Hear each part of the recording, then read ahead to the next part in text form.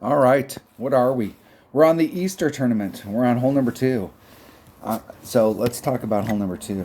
Hole number two. Let's go look at it first. Let's go look at it. That's what the hole looks like. And the deal with these pictures is they're good pictures. I mean, but we don't get contour because this is way downhill from the tee boxes. So you're up here, that's down there. It's way downhill. There are several ways that we can go at it, and we're going to take a driver. So you can start off, I think minimum driver somewhere over here. So we can start off on this, and we can go bounce city bounce. We can try and get over where we're here, getting over in one. I think my buddy Dunner plays it that way, where he bounces it over, and he's actually not putting any backspin on it. Or you can start off on this island. Now, if you're going to start off on the island, you're going to need a rocket. This is a good place for a rocket, especially for those of you that have upper developed rockets. The rocket does get pretty good. There are a few holes in the game we can use it like this. Let's go look at it in action.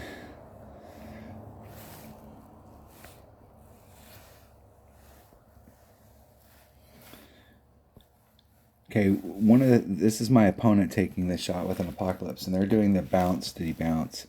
They're bouncing over, and let me see if I can go back just a frame or two. I want to show this on this particular shot. This is one of those shots where you're not just watching where the ball guide's at. You really want to focus on where your second bounces are.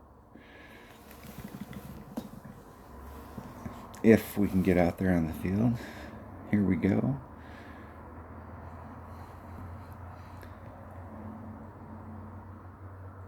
And they don't have enough backspin to get that done. But you can see, we'll wait for their ball to go down. Okay, the bounce over the bounce, this is bounce number 2 right here. Clipping on that. And so watching how close it is, this is curved like this. So depending on what spot you hit, if you've got that second bounce too close and when you do your wind adjustment, you can, especially if you've got a headwind, if you don't pull it enough, or you can you can end up where you're falling completely off that cliff.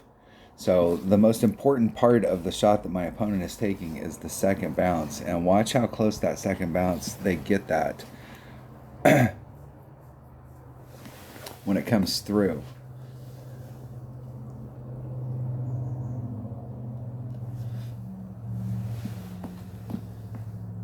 This is why it's so important to record your own video, because you can go back and you can watch and see where those bounces hit and how that wind really affected the ball.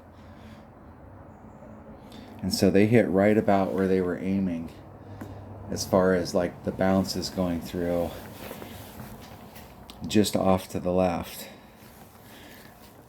Now, I don't like doing the bounce city bounce.